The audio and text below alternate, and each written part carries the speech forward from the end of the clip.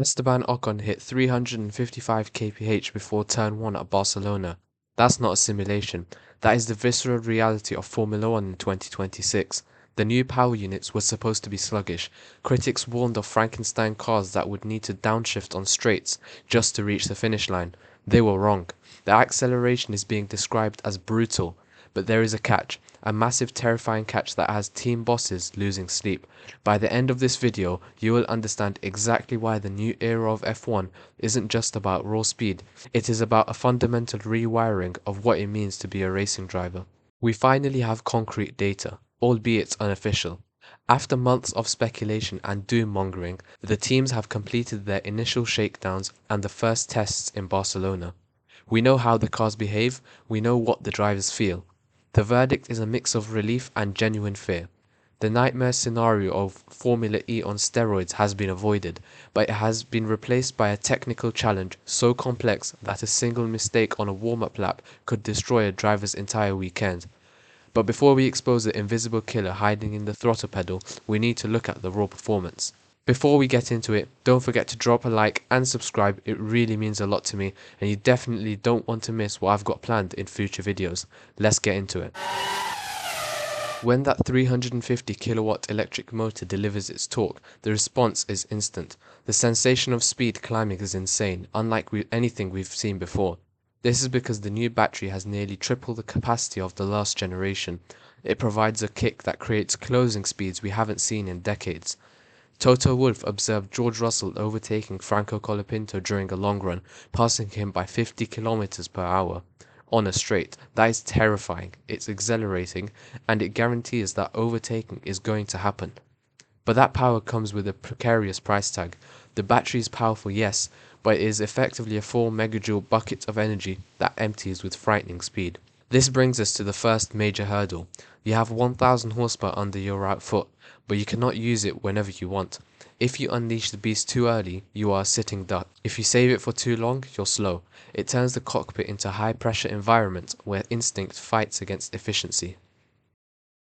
Now let me share with you the thing that has Ayao Komatsu, the Haas team boss, using the word scary. We are used to qualifying being a test of pure speed. Outlap, warm the tires, find the gap, push to the limit. Simple. In 2026, that playbook goes out the window. The available energy is on such a knife edge that the preparation lap has become a minefield. Komatsu revealed that if a driver gets the outlap wrong, they won't just lose a tenth, they could lose half a second or more before they even start their timed lap. Here's why. The regulations dictate that the driver cannot manually control when the battery harvests or deploys with a simple button push for every scenario. The torque demand must increase monotonically with the pedal position. That is the fancy technical speak, meaning the throttle pedal is only the trigger. If a driver pushes the accelerator too hard on the outlap to warm up the tires, the car thinks, oh, we're racing, and dumps precious battery energy. If they drive too gently to save the power, the tires are stone cold for turn 1. It's a paradox, a conflict of demands. Drivers have to hustle the car to generate tire temperature and respect the minimum lap time delta, all while barely touching the throttle to keep the battery topped up. Komatsu noted that during simulations, his team realized that carrying speed out of the final corner requires a specific throttle application. Too much, and you deploy energy and drain the tank before the lap starts. Too little, you cross the line with no momentum and the lap is ruined immediately. And it gets weirder. We might see lift and coast in qualifying. Ask Ferrari about that one. Esteban Ocon found that the fastest way to get around the track in a qualifying simulation was actually to lift off the throttle before the braking zone. It sounds counterintuitive. It sounds wrong. But by lifting early, the car harvests more energy, which can then be deployed more effectively on the next straight. Ocon also said that if you stay flat out, you effectively pull the handbrake on yourself later in the lap because the battery dies. Imagine the mental gymnastics required. You are on a pole position lap, your brain screams brake late, but the engineering reality whispers lift early. Qualifying sounds like a headache. The race itself is going to be what Lando Norris calls chaotic. Because the battery is so powerful yet drains so fast, the performance of the car will fluctuate wildly from lap to lap, and even corner to corner. Kimi Antonelli calls it speed chess. You have to think 2 moves ahead. In the previous era, you drove as fast as possible whilst managing the tires. In 2026, you are managing an energy economy. You might be fighting another driver and choose to harvest energy in a technical section. Suddenly you have 400 extra horsepower available. You press the boost button and you rocket past them in a place nobody has overtaken before. Norris predicts we will see overtakes into turn 7 at Barcelona. That is a short straight between corners, usually a procession, but if one driver has energy and the other doesn't, the speed delta is massive. The problem is, once you use that boost, you are drained for the next section. You might make the move but then be defenseless on the main straight. This creates a constant ebb and flow. Positions will shuffle rapidly. It's not just about defending the inside line anymore, it is about defending your state of charge. Russell noted that while the closing speeds are huge, it creates a danger in low visibility. Imagine approaching a car in the rain that is harvesting heavily while you are deploying fully. Closing speed would be catastrophic if drivers aren't sharp. But here's the thing most people miss out about the chaos. The rules have removed a critical safety net for the drivers. Race starts are about to get ugly. In the hybrid area we just left, the cars had a piece of magic called MGUH. It used exhaust gases to spin the turbocharger, eliminating lag. When the lights went out, the power was instant and linear. But now the MGUH is gone. This brings back an old school villain, turbo lag.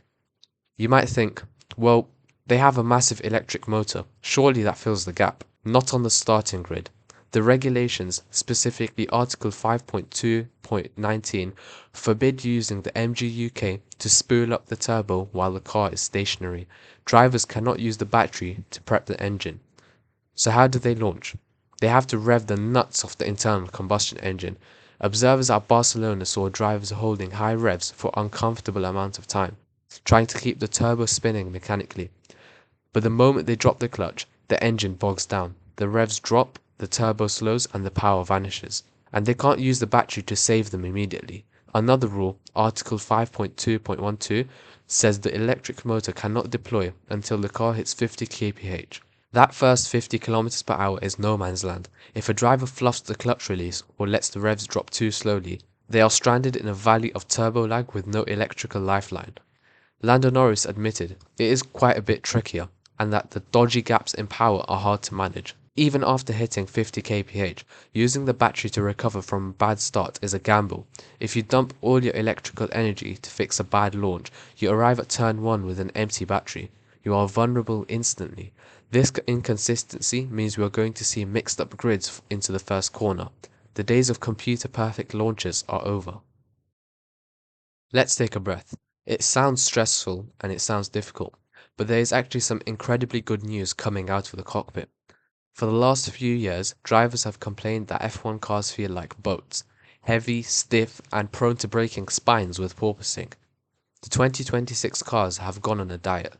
They are 200mm shorter and 100mm narrower, and critically, about 30 kilograms lighter.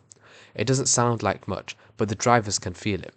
Bearman described the car as nimble. Antonelli called it agile.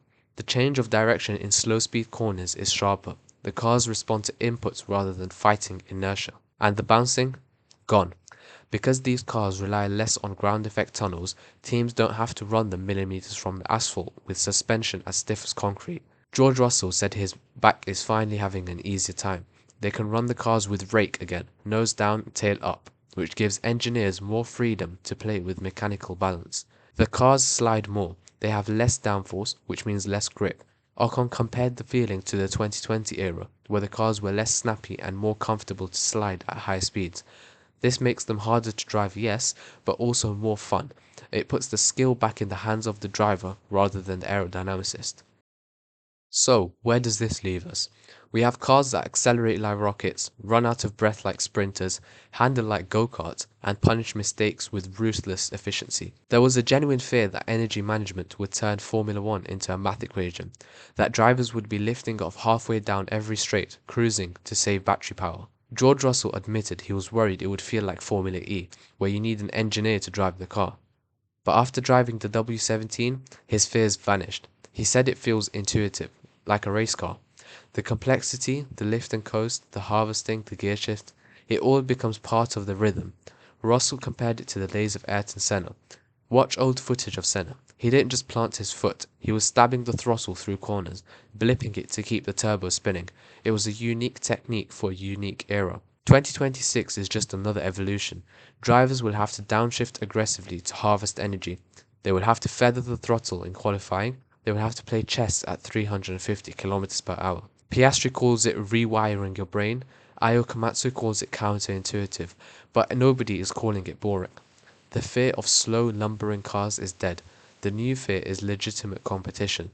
The driver who can manage their tyres while sliding with less downforce, manage the battery while fighting for position, and launch off the line without bogging down, that's the driver that will come out on top. The engineering challenge is also immense. Teams like Williams and Haas are already spotting the pitfalls, realizing that a slight miscalculation in the software could leave them defenseless on the straight. But for us, the viewers, the formula promises chaos, it promises passing, and it promises that the driver makes a difference again. The 2026 regulations are not a step back, they are a sideways leap into a new dimension of racing. We're going to see mistakes and we're going to see strategies we don't understand. The speed, that's going to be visibly faster on camera, that's for sure. If you want to find out more about the technical regulations and how each team has approached 2026, take a look at this video where I look into and compare the Aston Martin, McLaren, Ferrari and Mercedes and assess Ferrari's chances of delivering another championship to one of its drivers. Thank you, and I'll see you there.